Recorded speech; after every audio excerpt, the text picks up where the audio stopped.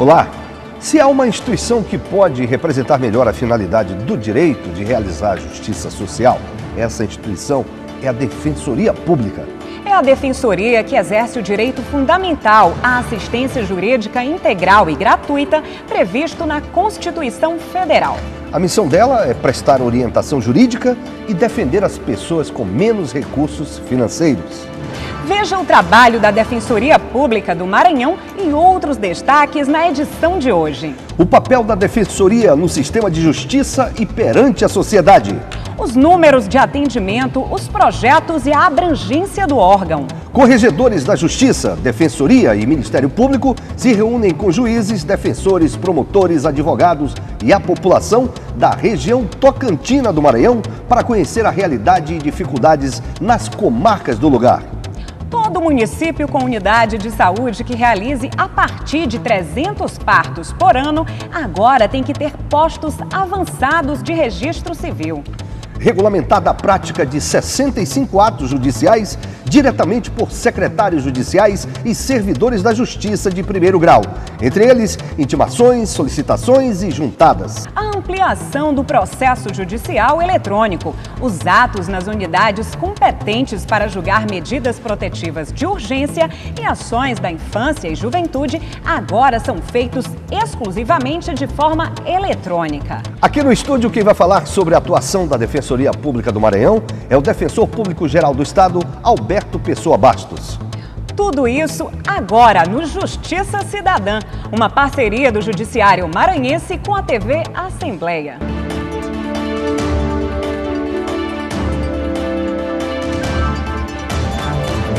A Defensoria Pública tem como missão garantir à população assistência jurídica integral e gratuita, judicial e extrajudicial, prestando orientação e defesa em todos os graus e instâncias, de modo coletivo ou individual. E para falar sobre a atuação da Defensoria Pública do Maranhão, hoje recebemos o Defensor Público Geral do Estado, Alberto Pessoa Bastos. Seja muito bem-vindo, defensor. Olá a todos, é um prazer estar aqui com vocês. Doutor Alberto, explique para os nossos telespectadores qual o papel da Defensoria no sistema de justiça e perante a sociedade também. Incumbe a Defensoria Pública promover o acesso à justiça de pessoas necessitadas.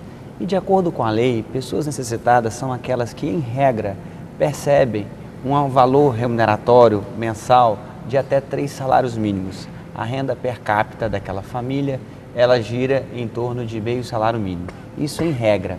Sem falar que a Defensoria Pública ela também atua em favor de classes vulneráveis, como, por exemplo, idosos, crianças e adolescentes, pessoas com deficiência. Então, a Defensoria Pública ele é um órgão, de acordo com a Constituição, de promover assistência jurídica integral e gratuita aos vulneráveis e aos hipossuficientes. Defensoria, o Estado do Maranhão é um estado considerado grande, né? Território muito grande, tem 217 municípios. Eu queria que o senhor explicasse como é a abrangência hoje da Defensoria no Estado do Maranhão. Hoje a Defensoria Pública do Estado do Maranhão, ela ocupa apenas 35% das comarcas. Hoje nós temos 113 comarcas, porém a Defensoria Pública está em apenas 39, assambarcando aí apenas 80 municípios, porque nós temos que considerar os termos judiciários. Então, se, como você bem disse, a Defensoria Pública, hoje o Estado do Maranhão tem 218 municípios e a Defensoria Pública só está em 80, demonstra que a instituição ela precisa crescer, ela precisa se capilarizar cada vez mais para que principalmente a população carente tenha um instrumento de cidadania, tenha uma forma de buscar os seus direitos. Então, daí a importância do crescimento institucional da Defensoria Pública, sobretudo diante da emenda número 80 de 2014, uma emenda constitucional que determina que aonde tenha uma unidade jurisdicional, aonde tenha uma vara judicial, tenha que ter um defensor público. E com prazo isso até 2022. Aqui no estado do Maranhão nós precisamos avançar bastante para chegar a esse número, uma vez que 65% das comarcas ainda não têm Defensoria Pública do Estado. Doutor Alberto, nós sabemos que o senhor assumiu o cargo em junho deste ano. Quais as principais metas e prioridades para a sua gestão durante esse biênio? O principal desafio hoje da instituição é promover a interiorização, é fazer com que o maior número de comarcas, o maior número de municípios sejam assambarcados pelo serviço de assistência jurídica promovido pela Defensoria Pública do Estado. E nos locais em que há Defensoria Pública, nós queremos traçar uma metodologia que priorize a solução administrativa do conflito, que priorize a conciliação.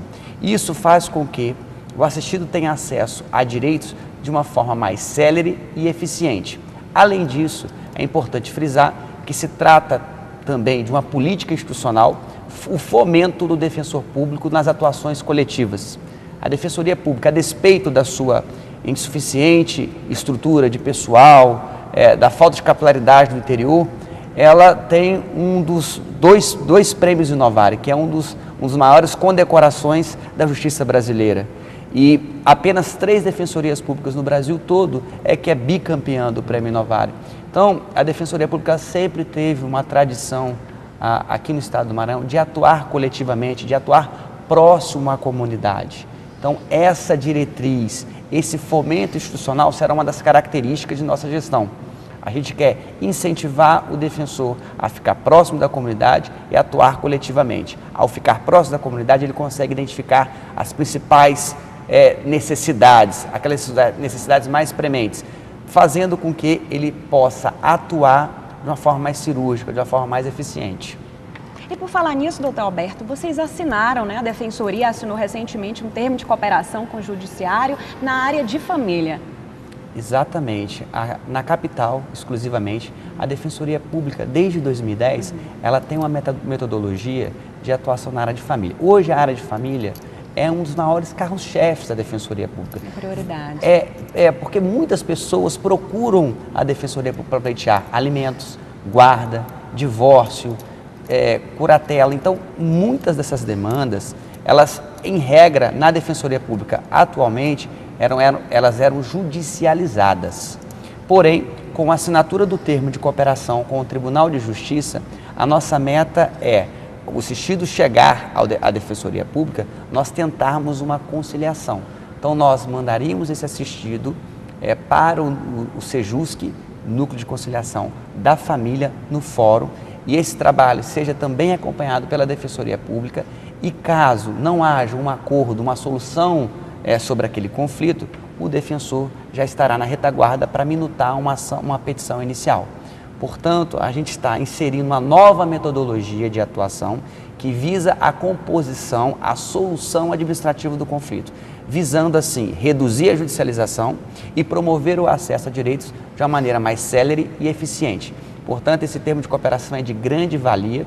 A gente agradece ao Tribunal de Justiça por essa sensibilidade, principalmente com a população carente, e eu tenho certeza que essa parceria irá contribuir muito para uma sociedade mais justa, uma sociedade que prima pelo acesso a direitos da população carente. Bom, e daqui a pouquinho a gente volta a conversar mais assuntos aí sobre a Defensoria e para se informar, reclamar, sugerir ou elogiar os serviços da Justiça do Maranhão, ligue para o 0800 707 1581 e fale com o Telejudiciário. A ligação é gratuita, de segunda a sexta, das 8 da manhã às 6 da tarde. Não esqueça, 0800 707 1581.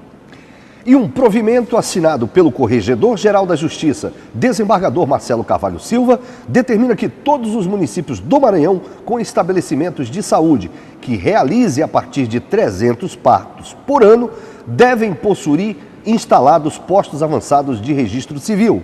A medida considerou principalmente o princípio constitucional da dignidade da pessoa humana, que é consolidado a partir do registro de nascimento enquanto direito fundamental de todos os cidadãos. A instalação dos postos avançados de registro civil ocorrerá conforme cronograma elaborado pela Corregedoria. Você pode saber mais acessando o site da Corregedoria www.tjma.jus.br/CGJ. No próximo bloco, uma iniciativa que reuniu corregedores de vários órgãos, com juízes, defensores, promotores, advogados e a população, para conhecer a realidade das comarcas da região tocantina do Maranhão. E o defensor público-geral do Estado, Alberto Pessoa Bastos, vai explicar quais são as áreas mais procuradas na Defensoria e os números de atendimento. É depois do intervalo. Justiça Cidadã já está de volta, entrevistando o defensor público-geral do Estado, Alberto Pessoa Bastos. Doutor Alberto, quais os principais projetos já implementados pela Defensoria em benefício da população que necessita da assistência jurídica gratuita? A Defensoria Pública, ela foi condecorada, como eu disse anteriormente, por 2 prêmios Inovare. E um deles, o primeiro deles, no ano de 2014, ele facilitava a regularização de registro público de pais que até então não reconheciam os filhos. O que acontecia muito? Os filhos, às vezes, querendo visitar os pais na unidade prisional, eles eram impedidos porque não tinham como comprovar que ele era filho do detento, porque o detento ainda não havia reconhecido, não havia feito o reconhecimento da paternidade. E se deparou com vários casos idênticos. Então, diante disso, o que o defensor, à época, os defensores Gabriel Furtado e Joaquim Gonzaga fizeram? Eles criaram um fluxo, de forma que o reconhecimento espontâneo de paternidade era feito na própria unidade prisional. E com isso, era feito o registro público na certidão de nascimento daquele filho. E aí permitia a visita dos filhos até a unidade prisional. Esse trabalho, essa facilitação e reconhecimento da paternidade, ele também será replicado agora para todos os núcleos da Defensoria Pública. Além disso, somado a isso, a gente sabe que é um problema crônico, principalmente aqui na capital maranhense, sobre esgotamento sanitário. Muitas comunidades ainda convivem com o esgoto correndo a céu aberto. Então, em virtude disso, no ano de 2016, a Defensoria Pública ela criou um projeto chamado Defensores do Saneamento, no qual fez uma parceria com a instituição de ensino superior e eles vistoriavam vários bairros aqui da capital.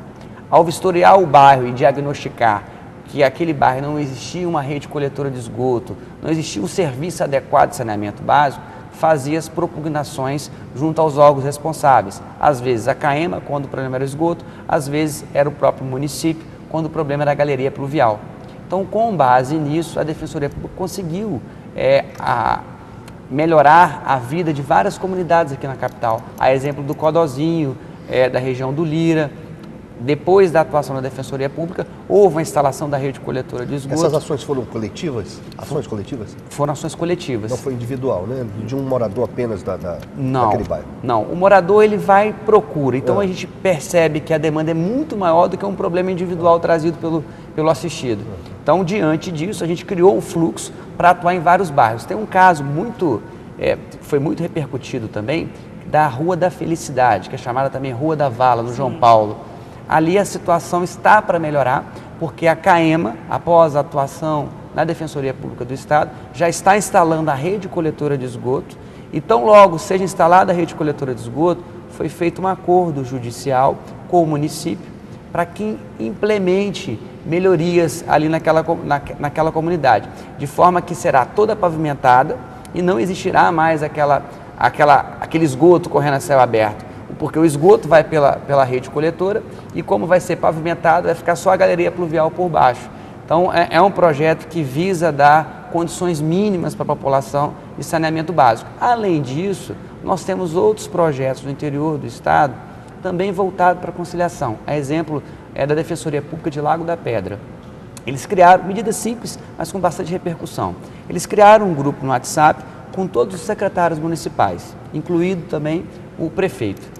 Então, toda a demanda relacionada à Fazenda Pública Municipal, os defensores fazem essa propugnação no grupo do WhatsApp e o índice de resolutividade é superior a 80%.